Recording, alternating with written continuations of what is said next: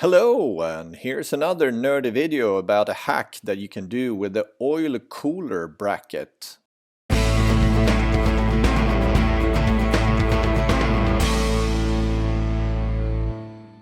Well, so as I was changing oil and filter on my beloved Streetfighter 848, I noticed something peculiar, and that was that this oil hose that goes to the oil cooler, this section here, it was actually rubbing against the header, which is pretty damn stupid design because this is the hottest part of the engine.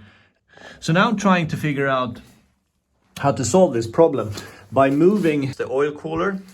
It's supported on a bracket that looks like this. This is steel bracket, which is then bolted onto the cylinder head like that, and then the oil cooler down below. Now this one has normally an angle, it's bent at the bottom section, and that's the reason why the oil hose was so close to the exhaust header. So what I've done is trying to figure out how to make it in a better position.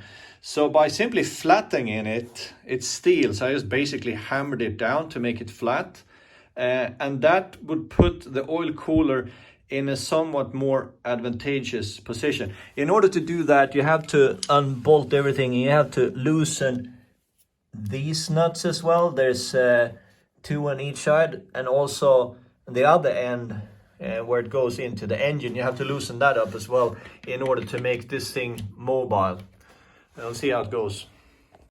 So what I've done now is that I have put back the bracket. I mounted it back, the steel one, which I completely flattened. It was perfectly flat, and attached the oil cooler to it just to see if everything fits. I bolted everything back together, and you can see now the gap in between the header and the oil hose, which is significant. It's, I don't know, 6-7 millimeters, which is actually, it doesn't sound like much, but in this context, that's a massive gap compared to the fact that it was actually touching the header before.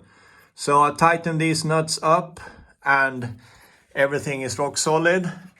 So now I'm going to put on the carbon fiber panel just to make sure that everything is flush and nothing is shaving anywhere onto rubber or carbon fiber or metal or anything. Just make sure that there are plenty of space in between everything.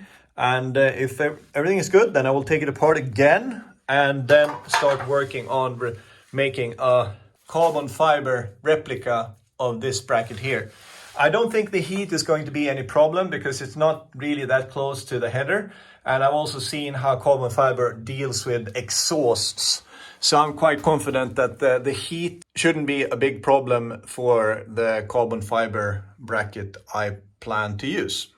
All right, so everything is in place, and I've checked on the inside and the outside, and well, especially from the inside, it was important that nothing is touching where it's not supposed to touch. So now I'll take everything apart and start working on a carbon fiber bracket like that.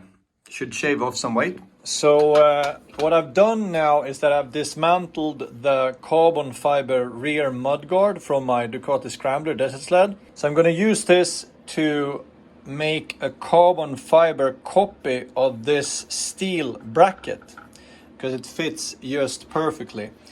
Now I painted the contours of the steel bracket with this white pen, and I've added some here. I'm not gonna cut it exactly like the steel bracket. I'm gonna keep some of the carbon fiber, make it a little bit wider just for stiffness sake. I may not cut out this big of a hole here, if any at all. Maybe I will do that just to let some air coming through there. So I'll cut this out and then I will fit it, and I'll see if I need to trim it a little bit. So there we go. After a couple of hours of cutting and drilling and grinding and filing, I made this carbon fiber bracket, which is perfectly flat. I have mimicked this. You can see that it's not exactly the same. It has more structural to it. This is to make it stiff. I also made some ventilation holes here. It fits, I tested it of course, and it fits really well, but not perfectly. There's still some tension to it, so it will be a test run. So next time I'll take it on track, which will be many months from now, since it's winter now. Then of course I will investigate and see how the carbon fiber is holding up. I'm mostly concerned about twisting forces rather than pulling forces, because this is 3mm and it's very rigid.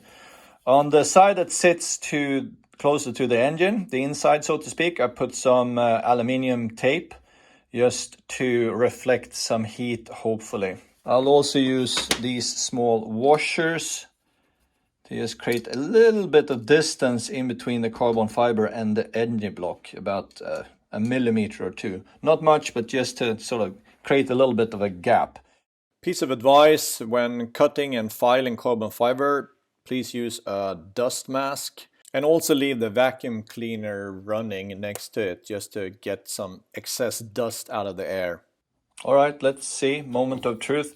I don't think we shaved off a ton of weight, but some. Okay, so original bracket weighs 116 grams, and this, including the nut that is required, weighs 62 grams. Well, that's not bad. Almost half.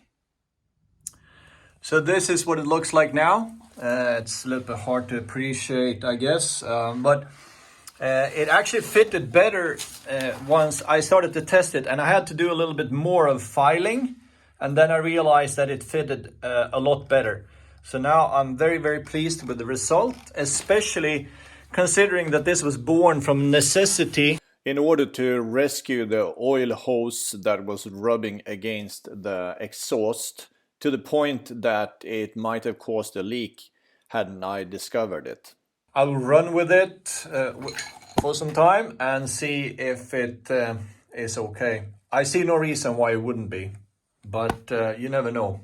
There's no tension now, no twisting tension that I suspected first. So it looks really nice. I'm just going to tighten all the bolts now, and we're good to go.